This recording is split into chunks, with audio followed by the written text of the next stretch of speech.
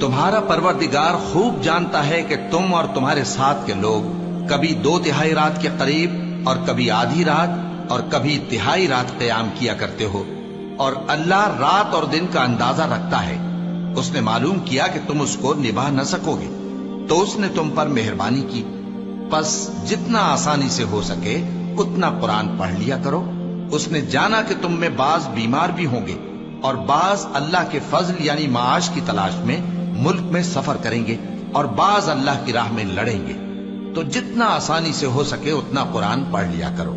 اور نماز قائم کرتے رہو اور زکوٰۃ ادا کرتے رہو اور اللہ کو نیک نیتی سے قرض دیتے رہو،